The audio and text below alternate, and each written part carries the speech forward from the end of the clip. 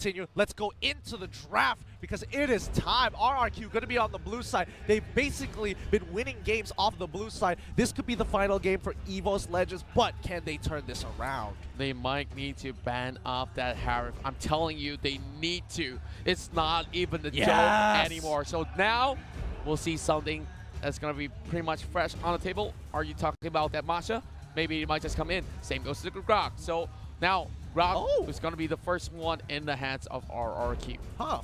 Now that EVOS, I mean, they banned out the Harith, but that means Valir is still up on the table for both of these teams, as well as the Kaja. So, I mean, you're on red side now. You have the double pick. What's it going to be?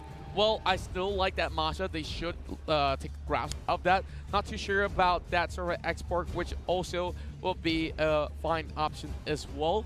Now, what we saw early on, EVOS Legends, they had that Lolita to pick in early, and they also tried to negate that sort of a chunk pick, but RQ picked it anyways, and now Export as well as Kimmy, great sort of damage over time that we have for both of these picks. Personally, I feel like the Export is being flexed right now into the support position until RRQ reveal a little bit more of their composition here within the first phase of the picks.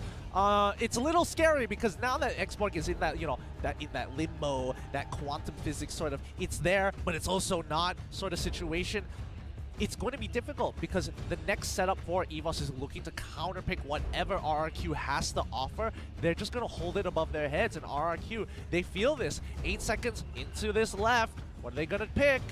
Well, RRQ is running out of time, and I talked about Masha, and I'm a big fan of this sort of pick, but how can EVOS stop this Masha? Because they need something to actually hold them through, either whether if she joins in the fight or even if they hit into that split push, because this is going to be a huge problem for them in the long run. Yeah, I kind of feel like, you know, EVOS is in this awkward position where they want to pick up the Lolita, but they kind of can't.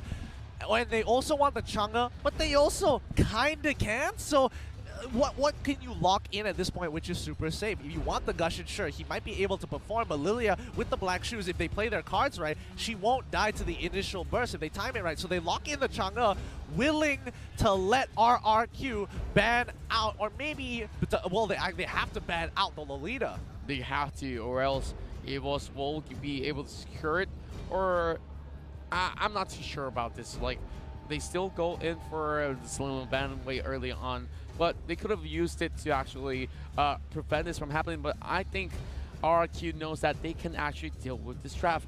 And heading into this, they still need their marksman in a sort of sense. So Akai will be banned away. Now, smart. I'm thinking about this. Like, this is definitely great because they know that Masha could only get clipped for the longest of time if it was to be a Hurricane Dance. Going in with the Petrify first and then towards the ultimate, then that will be a very long stun duration. Agreed. That could have been one of the options. Personally, right now, RRQ, they're just picking their poison. They know that Chang'e, for a fact, is going to be up on the table. EVOS is not going to ban out the Lolita for the most part. They're going to get the Valir into the second rotation. I love that, but I kind of feel like they could have held it up. It's one of those things, it's a give and take, but they lock in the Lolita to take away the counter from Chang'e, and now RRQ needs to come up with an answer for this. They need something that's either playmaking, so Kaja feels right here. It feels kind of right, but what are you going to put into that off lane? And my guess, I don't know, it could be the Granger, it could be the carry that's looking pretty good here as well. I'll go for the Granger if I were them though. Like, so far, very high win ratios throughout the tournament for very good reasons. Very safe laning phase, very good sort of the growth rate in towards that late game as well. RRQ, 2 picks in hand. You talk about the Kaja. Yep, this feels right, but it seems like the mind's telling them no. Oh, looks like they are going to be locking in the Cho first. Oh, did they? Okay, they didn't miss out their picks. Woo! Thank God. Woo! They got the Granger as well as the Cho. All right, at least they have something playmakery, as I was saying. The Cho fits that build, that seems good. Now EVOS want to round out their composition. They are still missing, assuming Xborg, well, I mean, Xborg is being flexed here. Let's see what EVOS wants to do with their final pick. Do they want to go for the counter pick? Do they want to lock in the another tank for themselves and let Xborg do his own work? They need a playmaker. Now I'm looking at a really tame Tiger right now. They just need to have that extra bite in this sort of scenario where they need that high damage output at the same time, having enough mobility as well. You know what? Lock in that Kaja. Oh wow, Kaja straight away. Okay, caught me off there. I was about to say they might want to consider getting the Madang as well and kind of putting Xborg in that position. But I guess they want to put him in traditional roles to kind of keep Masha in her place for now. But now Kaja is in play. Level 4 is going to be extremely interesting because that Divine Judgment into Meteor Shower will ensure that someone is going to die. Well, I really would say Lolita will be preventing death as well. That was definitely going to be the most vital role in EVOS Legends' lineup that we just saw. And wow, another match point for RRQ. Could this be it? Could this be that sort of game for them to win? In my mind, both of these compositions are not safe. They are highly dependent on execution, highly dependent on making sure their mechanics are in tip-top shape. They cannot make a mistake in any of their mechanical abilities because it's not something like, you know, it's not something simple like a Lunox, it's not something simple or brain dead like a Hylos where it's just a point and click, and as long as you're in good position, you don't have to worry too much. It's extremely scary because one kill could end the game. Yep, one shot and they might just lose it right there. Now, we're having so many of all these theory craft every single time we get into it, that draft. But looks to me, the last time that this sort of similar sort of fielding of heroes that has been played out by the current EVOS Legends for this game itself didn't really seem to be having a strong footing, but I do hope that they can prove me wrong right here because everyone here hoping to see the first ever best of 7 games in a row for either side of these teams to come into effect. Yep, a great showcase of skill, a great showcase of power. Let's see whether EVOS Legends can push it all the way to Game 7 as we load into the game quick. Here is the lineups. Rex, Rig, and Keon, 3-2. They are definitely one of the hot favorites out there. Well, I'm not too sure how's the ratio like back at home in terms of fan base, but some of them told me that, you know, you cannot outfight all the number of fans of EVOS Legends because you saw the stadium. A lot of them came in with full swag of jerseys, headbands, what else? Flags, drums, you name it, they have it. I'm not too sure. Like, what do they not have? But RRQ, I'm pretty sure $400,000, they can equip themselves even with more merchandise. Even more swag to bring it to the next one. Oh, yeah. But I'm excited to see how this game plays out as Aura is going to be on the bot side by himself. Masha getting impressed on the top side. They're going to be A-okay for now. But so far, a lot of respect going to both sides because I kind of expected RRQ to try and make a play. And, oh no! Oh, wow. Liam stole away the buff! Well, call the police because we got a team right here. And here comes lots of flicker coming into the table. Oh my gosh, he took Retribution. He stole it with a Retribution. Okay, that is dirty. I mean, who would have thought? Like, well, definitely Liam don't really need that flicker anyways because that tank will not be heavily focused as compared to the rest of these units. But huge defense system going on for EVOS Legends as they try to protect that side, and they lose out on the Revo Crab as well. That is very rich Grok in this game. Wait, what's going on here? Who's the real carry this time round? Is it Grok or is it Lemon? I can't figure it out. But so far, RRQ are slowly getting ahead, but the next upcoming Lords, they have to be very, very scared of this Grok. That Power Nature has a high base damage, and not to mention, with Retribution as well, he's not going to be able to be locked down. He can kind of just walk in and be like, yoink, that's my Lord. He's going to yoink in even more camps as we see him rotating across and towards the mid lane as well, setting things off as we see RRQ just pulling a lot of triggers right here. Mouse is going to be chasing over onto Reg. Early game, yep, love massage of chemicals. Well, hoping that the members of EVOS Legends could actually respond to this to really get Luminaire.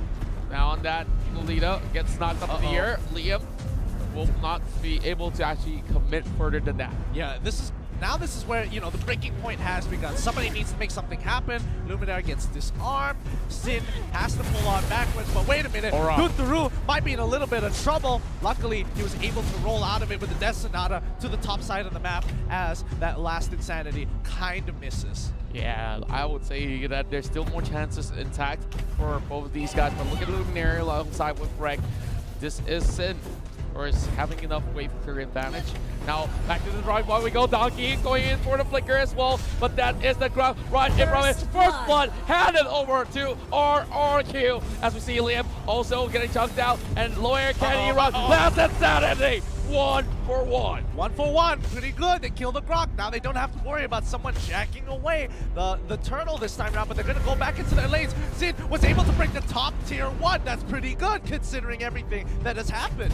Now, consider this done as RRQ open things wide, and only the mid lane will be the tier 1 still standing for EVOS Esports. EVOS Legends, of course, slowly trying to actually scale up in terms of momentum. They still need to farm up, but Sin not really giving them enough time. That's going to be one knockup onto one. Liam don't really have that opportunity for that wall charge. Pretty good play coming in from RRQ, to be honest. They get ahead with that 2-turret lead in their pocket. Now, even though they did lose 1-1, they were trading 1-1. That didn't seem too good. Oh no, Juan, he's taking quite a bit of damage here. He has to kind of sidestep it, but the AoE is really, really powerful, especially in the early stages of the game. And he doesn't even have items, but Luminaire takes a little bit of hits from the third hit of the Jukundo. The rest of the team kind of peeled backwards as RRQ trying to maintain control over this river on the top side. I think they want to get this turtle. They definitely could just start it from this point onwards, because the rest of the team for EVOS Legends are occupying the bottom side. They are prioritizing on towards that tower instead, so they will lose this one out as RRQ now gets the first turtle. Yeah, they're going to continue to maintain their dominance here as EVOS Legends have shifted their attention from the top side to the bottom side. They want to go for the next turtle, most likely, but Sin is taking quite a bit of damage here. Going on the all-in against Aura, but that might not be a good idea. Down to the bot side, they lock down. Donkey does catch. Ranger through. Might be going down. One more hit. Numenon Blast to try and disengage the team. Vin is trying to go into the back line. They get a good kick onto Donkey, but Donkey still has plenty of health. He should be able to make it out of there. Gets chunked out. Ooh, the power of nature doesn't exactly land. Great lightning bombs. Great work coming out of the members of RRQ. Now, the Luminaire is just going to be absorbing a little bit of that heat. Same goes to Lemon as well. Of course, for RRQ, still 2-2, but in terms of gold, they have definitely had a huge lead after getting so many of all these objectives. They got the turtle checked. Same goes to the 2 towers, top side and bottom side. Now, what they can possibly do is go in with the Dragon, going in with a huge shot as well. Donkey makes it out alive as this kind of moves backwards. EVOS Esports, and they are just slowly coming across and towards the mid lane. They know that there's enough pressure coming from the leader, trying to go for the catch against Luminaire as well. EVOS Legends still hanging on this sort of battle there. Aura buying Bloodless Axe. I've never seen a game so tense before. Both sides showing a lot of respect. They're not just going ham and trading for the sake of trading. They are calculated. They lock down Vin. Vin shouldn't pose, and Jukundo's on out of there. Donkey has to try and kind of peel away the wave.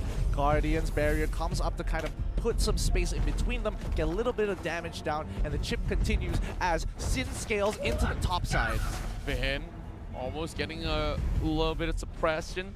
As we know, Divine Judgment could lock him down, but of course, if they do slide off in time, then too bad for him. Since he's going to be facing off against Aura, Last Insanity being utilized, so he will still be pretty much safe. But now, Changer, does she have that Mirror Shower to just stop this wave pushing in RRQ on that second attempt on that turtle? Ice Queen's wand just being purchased by Juan here. That's going to be a huge buy. And same as Lemon, both of them are trying to get ahead as possible. Donkey's in a lot of trouble. He has to get on out of there. The Death Sonata has to almost secure his kill. Barrier, he actually lands it in. Now they're trying to turn this around. RRQ get the first initial kill. Juan takes quite a bit of damage here. Numenon Blast secures them. Another kill. Vin goes down. He flickers into the brush. He survives. Aura tries to join the fight. Way of the Dragon gets the initial kick. Vin needs to get on out of there. Something needs to die from the side of RRQ, and it's going to be the Grok. And the Grog will fall out the last instead of being popped, but the mid lane has to crush out as well. Rex, Reg, and Kion has that win-win condition. No matter what, it's that sort of 50-50 that they take when they get that 51%. Yeah, this is just a solid game coming into this. EVOS Legends, they're biding their time. They're trading 1 for 1. And now the score hasn't really changed too much. Turtle in control of EVOS' territory, but this could be really risky. Vin sliding at the back, trying to actually get a little bit of patches here. Aura does pop his last study, but instead, look at the trade out there. Sin, one more shot, and it's a killing spree for the export, and more fights ensue as we see RRQ here. Luminar left, and can take over on the Liam as well, but can EVOS proceed? And Luminaire can take it down for a double kill on Juturu. Wow, that was a really good Guardian's Barrier there. It kind of blocked off the rest of EVOS from going forward. Both Juan and Rek didn't want to loop around to maybe look for a kill because that will put them out of position. They were just out of range, which is kind of unfortunate if I have to say so myself. I would definitely say that's definitely not so fortunate for them at all. Now, heading into its 8 minutes and a half in terms of kills. It's really close for both sides. Yeah. But that's one kill being given away in that previous battle right there where EVOS Legends had to just let that Lolita pass by. Well, what can they do? I mean, more importantly, the goalie developed by RRQ, we've seen this before. Ooh, Lemon forcing out the black shoes straight away, but more importantly, RRQ have secured more objectives, which in fact has given them quite a decent lead over EVOS Legends, and EVOS weren't able to recover the last time from it, so based on that alone, they might be able to catch them off guard. EVOS, hopefully they can come back into this game. Well, definitely going on a little bit of that relapse for a moment, and as for some of all these players here, we're looking at the Granger here with the endless battle, and they are just scaling off the charts. This is going to be Luminaire bringing out the shield, trying to go in for a little bit more commitment, a little bit of positioning, not really favoring the side of RRQ. Pretty much a huge split as we see a little bit of a dancing lord in between. They are still looking to stop it, and Dark Shoes being utilized there by Lemon, with Donkey not really fully committing to this. But here comes Aura there, trying to actually chunk down the health. Sin still have another bar to go, and here comes Donkey as well as Luminaire. Yeah, it doesn't look like they're committing to this. Liam doesn't have the power of nature. I'm not too sure why they didn't want to yank it back to get the free kill. Tuturu, that's a great. That's not a Donkey gets caught. Whoa! Thunder could not enough. Finn is taking so much damage here, but they're able to do it. Flicker into Numenor Blast. He makes it out with 1 HP, and now EVOS have to pull back. They gave away the kill. They prioritize trying to get Tuturu a little too much. Donkey, the best tank we've ever seen, falling flat with Tuturu, just landing that critical shot, bringing down that Kaja, and my Rex Rico Keon at least gets one more. And we saw that the last was what in the world was that damage output coming from that Death Sonata? That was scary. Oh, looks like Vin tried to make a play there. The arrival coming in early by the X-Borg. He has nothing to do topside, therefore he is going down to bot side to hopefully keep it in check. Now checking every single lane as they go. Chang'er protecting that top side, which means that RRQ will send members in towards the Lord section. And they're already being the first line of defense for EVOS Legends. Slowly getting themselves into the H rush. That's going to be Donkey coming in with the Shadow Map. This is the perfect catch for them as they manage to actually get them low. But oh! No way! No! Oh, thank God. Oh my God. I never thought he would have made it out of there. Vin should have definitely died. I thought he got super lucky at the end there. He was playing that absolutely well, canceling into the Shunpo very, very quickly after the third hit of the Jakundo. But my God, Aura is in a lot of trouble. He's pulled back. He doesn't have the Firaga armor, and Juan can actually turn this around. He has the Meteor Shower, and there he is. He gets 2 kills up on the top side, but that's not going to be enough for RRQ to lose their lead because they are still 7K ahead. Well, at least they draw the line between the kills, and they needed a Chang'e to be right in front of Masha. So they found that answer to this solution. Well, I definitely contradicted myself for a moment, but here comes Luminaire, just getting that shield up. And Donkey! Shut down! The disrespect respect. You can't walk up that far. Now Lemon's in trouble. He has to use the black shoes as well as the flicker to get on out of there. Luminaire very close to dying, forcing out the flicker as well. Vin got pretty close, but Donkey ain't gonna let him go. Wreck as well as one. A great Guardian's Bearer coming up. The chemical refinement coming in from Wreck, but it's just not enough distance for him to commit to that fight. Well, EVOS Legends, I can see they are here to take this game. They are here to prove every one of these guys RRQ that they can beat them for the second time coming if they were to come back onto this upper bracket. Well, there's no more brackets. There's only the grand finals for them to fix their eyes on to claim their throne. Aura once more. Oh, Sin going in. He doesn't win this. He doesn't win this. He forces out the flicker for Sin. He has to turn off his passive or at least hit something for the There he but goes. one is there to cut him off. Another kill going on for EVOS Legends. RRQ is starting to crumble.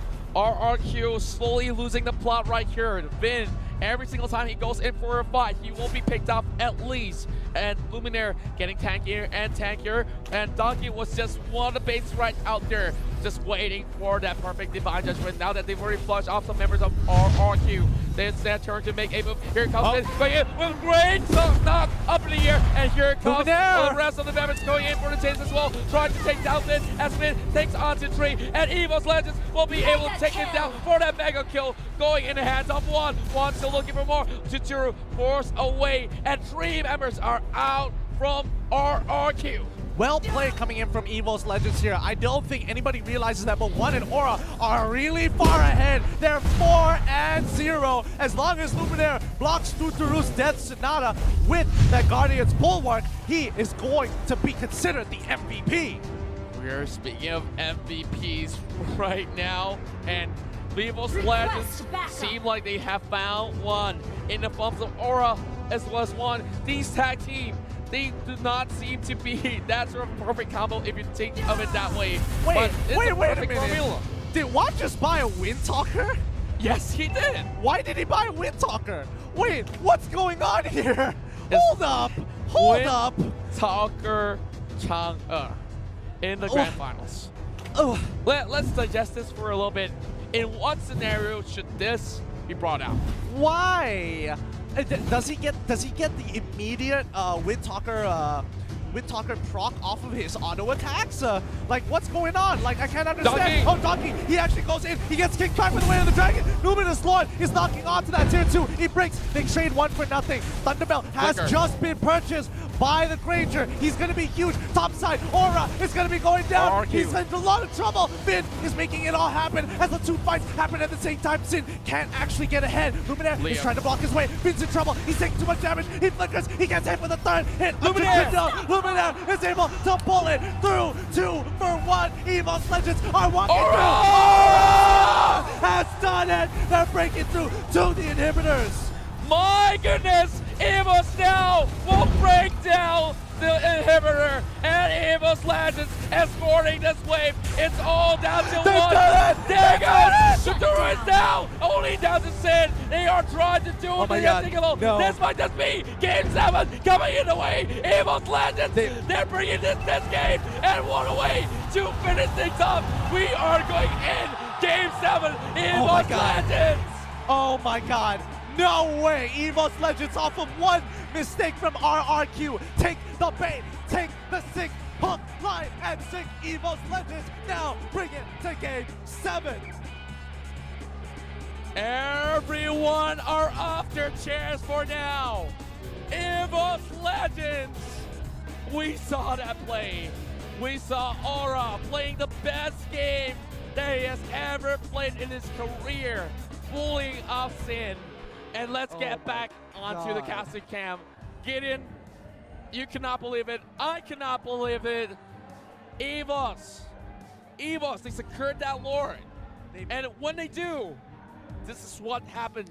1 Masha on the top side. They won that war. After that, that's where the exports sent in. And they were looking like they were losing a little bit of that trade-off there. But wow, they even brought down Chituru over the bottom side. They escorted it. And they crushed it.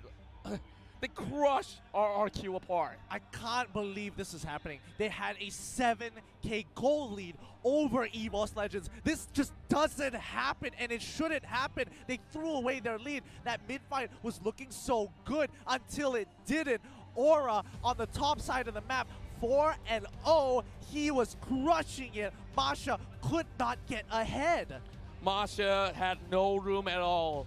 This was a perfect setup. They knew what was coming. They left that Masha pick right out of the open, and they walked right in towards the Tigers' den here.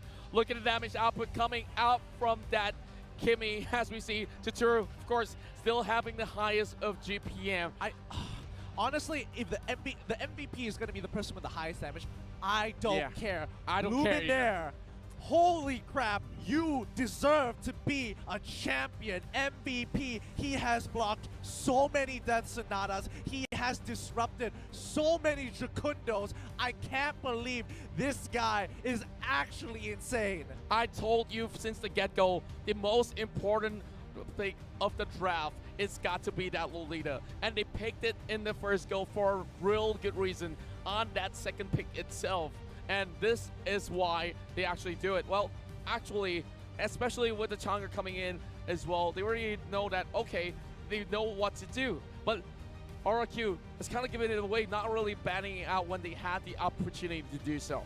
Oh my lord. Okay, now that this game is over, this is, one hell of a finals, because now we're pushing into Game 7. The MVP will be shown real soon on screen once it is up. But so far, just the damage numbers coming from both sides, this was a surprisingly, this was just quite a surprisingly quick game.